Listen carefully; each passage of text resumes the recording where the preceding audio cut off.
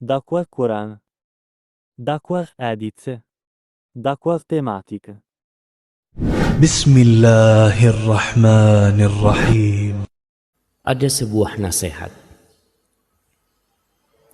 yang disampaikan oleh salah seorang ulama. Dia mengatakan, ya ibna Adam,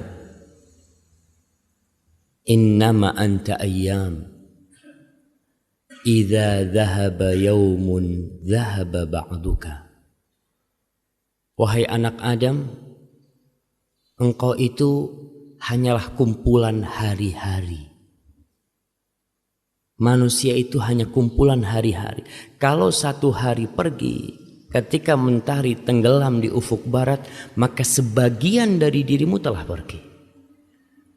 Tinggal menanti, di mana pada suatu saat hari-hari milik kita tinggal sedikit.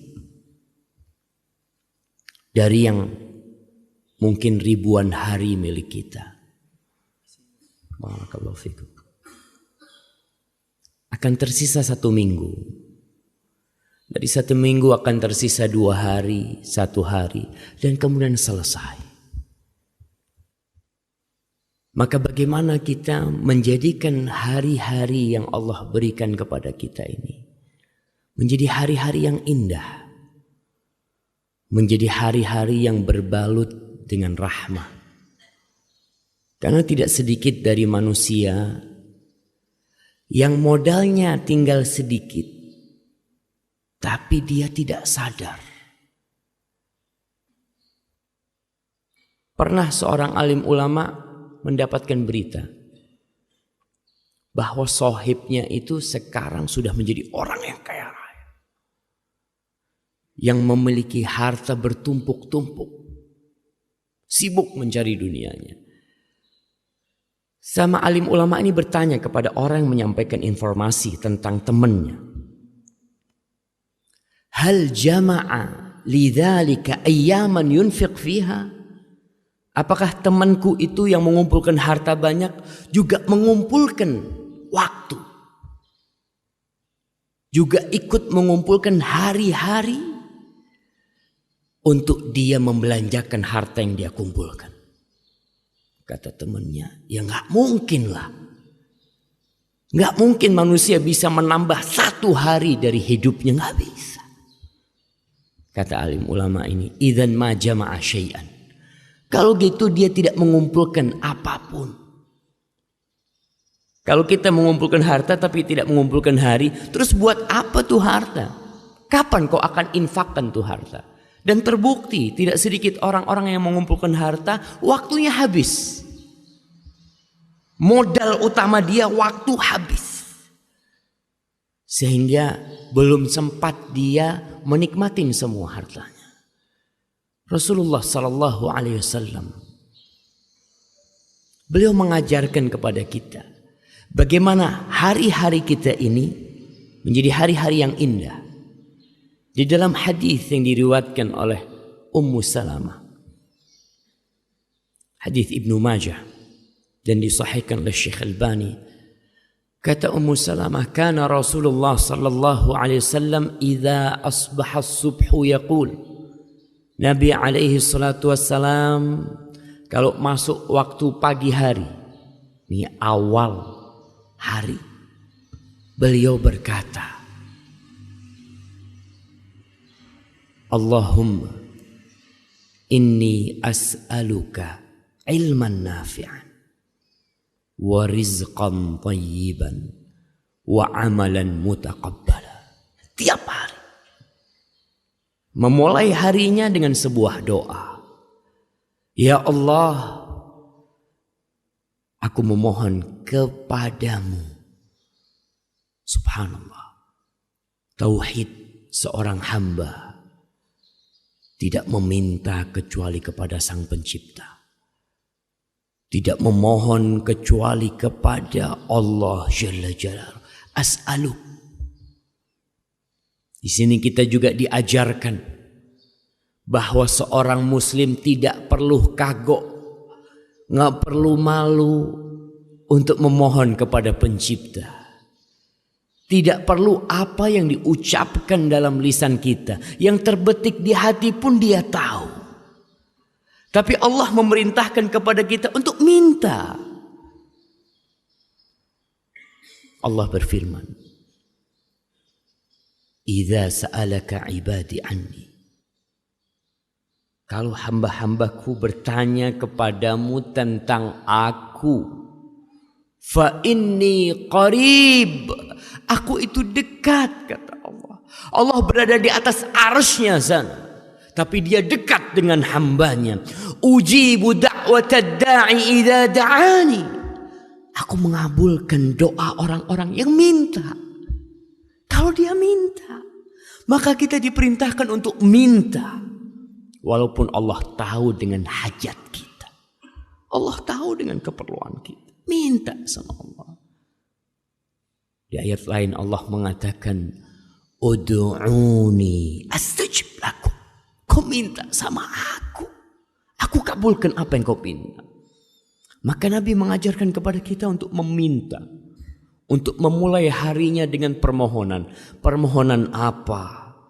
Kita ini punya modal satu hari ini.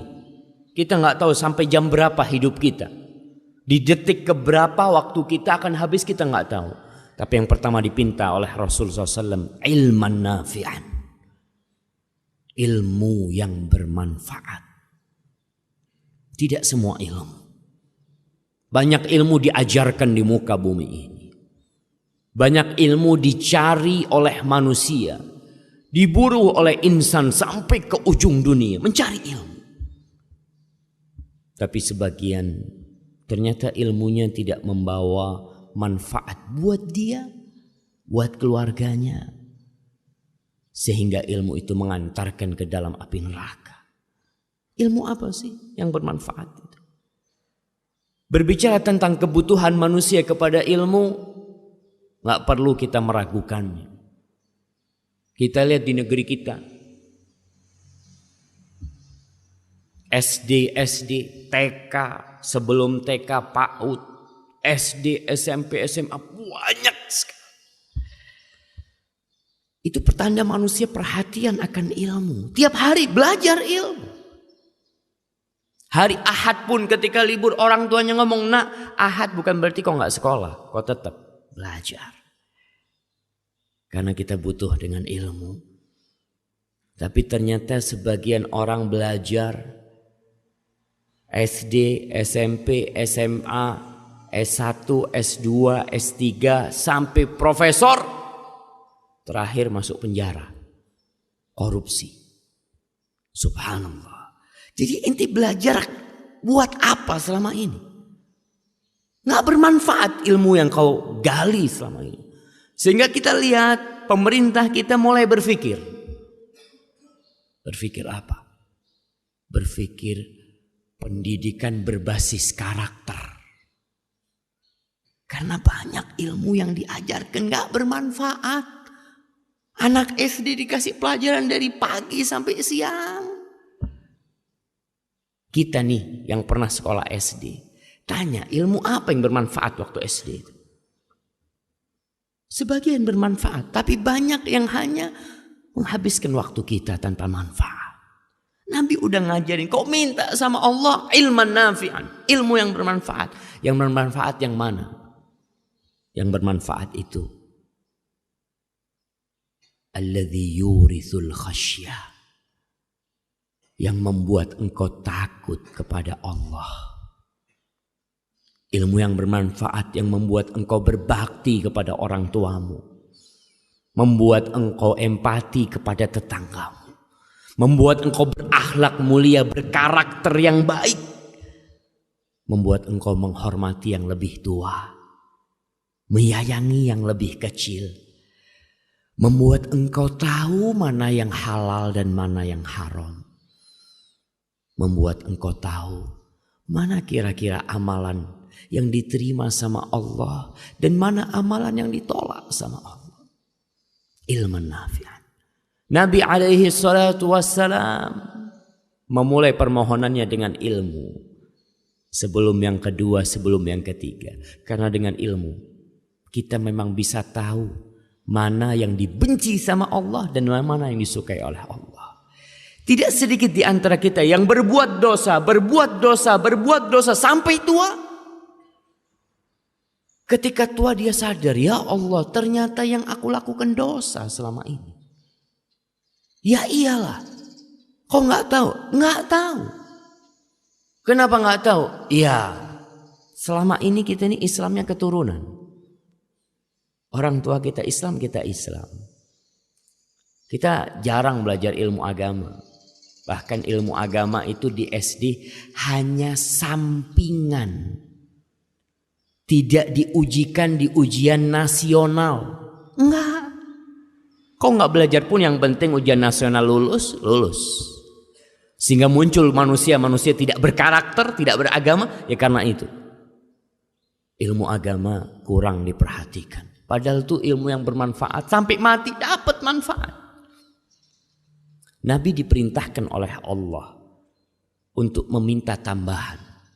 Bukan harta. Bukan rumah. Bukan kendaraan. Satu. Wa qul rabbi zidni ilman. Katakan Muhammad, Rabbi. Wahai Rabb yang menciptakan aku, yang menciptakan alam semesta ini, zidni, tambahkan buat aku ilman, ilmu. Di ayat lain Allah berfirman, innama yakhshallaha min ibadihi al-ulama. Sesungguhnya yang takut kepada Allah dari hamba-hambanya cuma ulama, cuma orang yang ngerti sama Allah, yang tahu sama hukum-hukum Allah, cuma itu. Ustaz, berarti ilmu-ilmu yang lain gimana Ustaz? Kedokteran, kimia, apa? Ilmu itu bermanfaat kalau dibalut dengan ilmu kepada Allah. Tetap dasarnya itu ilmu tentang Allah. Karena tidak sedikit orang yang menjadi profesor di kedokteran, apa dia bisa sholatnya benar? Karena dia belajar di kedokteran. Nggak bakal. Tetap dia harus belajar agama. Supaya dia tahu sholat yang benar itu gimana. Kemudian setelah itu beliau memohon rizqan thayyiban. Rezeki. Tidak sembarang rezeki. Bukan rezeki yang banyak. Bukan rizki yang luas, bukan mobil yang mewah, bukan rumah yang tingkat, bukan tanah yang berhektar-hektar, tapi yang diminta rizqan thayyiban, rezeki yang thayyib. Apa tuh rezeki yang thayyib? Rezeki yang thayyib adalah rezeki yang bermanfaat, halal, bermanfaat buat kita. Rizki buat kita tuh bukan yang kita tumpuk di lemari kita. Bukan. Belum tentu rezeki kita. Tidak sedikit orang yang ditumpukan lemari besinya, anggaplah ada 1 miliar. Mati. Setelah pagi hari dia kumpulin duitnya, dia lihat, Masya Allah 1 miliar sudah. Dia kunci. Jam 9 pagi masuk rumah sakit. Diperiksa sama dokter, mood udah mati. Duit itu rezeki dia. Bukan. Punya anaknya bisa jadi. Atau punya orang lain bisa jadi. Maka yang diminta oleh seorang hamba rizqan thayyiban, rezeki yang thayyib, yang bermanfaat buat tubuh kita. Tentunya yang halal pada awalnya, bermanfaat buat anak kita, bermanfaat buat keluarga kita. Bukan yang banyak, tapi yang thayyib. Tentunya dengan ilmu tadi kita bisa memilah-milah mana yang thayyib dan mana yang tidak thayyib. Kita hidup di masa yang manusia tidak lagi perhatian. Amin halalin iktasab, apakah dari yang halal dia dapatkan, amin haramin. Jangan lagi mikir, yang penting dapat fulus. Sampai muncul pernyataan-pernyataan ustaz, yang haram aja susah apalagi yang halal. Dari dulu yang haram itu susah. Dari dulu. Karena manusia secara fitrah ketika berbuat haram, melakukan atau mengambil rizki yang haram, nggak nyaman di hati dia. Ya sampai hari ini susah. Yang halal banyak. Tinggal kita mau nggak belajar, terus berusaha. Yang ketiga, yang dipinta sebagai modal dan bekal perjalanan hari kita ini, wa amalan mutaqabbala, amalan yang diterima. Sekali lagi, Nabi itu mengajarkan kepada kita kualitas, bukan kuantitas. Ilmu bukan ilmu yang banyak, rezeki bukan rezeki yang banyak, itu kuantitas semuanya. Kemudian amalan bukan amalan yang banyak, tapi amalan yang diterima. Dan itulah sebenarnya tujuan kita beramal, supaya diterima, bukan asal beramal. Muncul orang-orang yang mengatakan, sudahlah nggak usah bicara tentang sholat yang benar, sholatnya Nabi atau sholatnya siapa, yang penting sholat. Lah banyak orang yang tidak sholat, subhanallah. Bukan yang penting sholat, yang penting bagaimana sholat diterima sama Allah.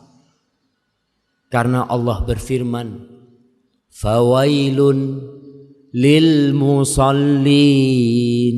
Celaka, ada orang-orang yang ruku sujud tahunan masuk neraka. Sholat. Jadi hati-hati kita, jangan cuma asal sholat. Amalan mutaqabbalah tuh yang diminta sama Rasul. Sholat yang diterima tuh yang kita inginkan. Siapa orang-orang yang sholat tapi masuk neraka? Kalau yang gak sholat jangan dipikirin. Ini yang sholat masuk neraka. Alladzina hum an salatihim sahun. Mereka adalah orang-orang yang sholat lalai sama sholatnya. Alladzina hum yura'un. Mereka sholat tapi riya. Sholat gak bakal diterima sholatmu kalau kau tidak mengharapkan ridha Allah Jalla Jalla. Di dalam hadis yang diriwayatkan oleh Imam Tabrani, dan hadis ini hasan, Nabi alaihissalatu wassalam bersabda, innar rajula la yusalli salata 60 sana. Ada orang, kata Nabi, yang sholat selama 60 tahun. Bisa dibayangin, kalau dia baru mulai sholat umur 10 tahun, berarti umurnya 70 tahun. Sholat ruku sujud selama 60 tahun, walam tuqbal lahu shalah. Satu pun sholatnya tidak ada yang diterima. Satu pun sholat. Kenapa? Yutimmu ruku'ahu wala yutimmu sujudahu, yutimmu sujudahu wala yutimmu ruku'ahu. Sujudnya sempurna, rukuknya enggak sempurna. Rukuknya sempurna, sujudnya enggak sempurna. Ini yang namanya sholat asal-asalan. Nggak diterima. Buat apa kau capek-capek? Nabi kita alaihissalatu wassalam pernah duduk di Masjid Nabawi. Tahu-tahu ada sahabat masuk sholat. Setelah sholat datang kepada Nabi, assalamualaikum ya Rasulullah. Apa kata Rasul sallallahu alaihi wasallam? Salli fa innaka lam tusalli. Kau sholat. Nih sholat sunnah nih. Dia masuk ke masjid mungkin. Kau sholat, sebenarnya kau itu belum sholat. Loh, tadi rukuk sujud ngapain tuh? Ternyata ada sholat yang tidak dicatat. Innaka lam tusalli. Kau belum sholat. Akhirnya sholat lagi orang. Sholat. Dilihat sama Nabi. Selesai sholat, assalamualaikum. Datang lagi ke Rasulullah SAW. Apa kata Nabi alaihissalam? Salli fa innaka lam tusalli. Sholat, kau belum sholat. 2 kali. Akhirnya yang ketiga dia sholat. Assalamualaikum. Akhirnya dia datang lagi kepada Rasulullah SAW. Apa kata Rasulullah SAW? Salli fa innaka lam tusalli. Sampai 3 kali. Kau balik sholat, kau belum sholat. Wahai Rasulullah sallallahu alaihi wasallam, la uhsinu ghaira hadhih. Aku enggak bisa lagi sholat lebih baik dari yang tadi kau lihat. Sholatku paling baik sudah itu. Fa'allimni, maka ajarin aku gimana sholat yang benar. Modalnya tetap ilman nafi'an. Orang kepingin sholatnya benar, kepingin ibadahnya benar, ilman nafi'an, ilmu yang bermanfaat. Sehingga dia bisa tahu sholatku ini gimana yang benar. Karena ada orang hidup bersama Nabi tapi sholatnya tidak benar.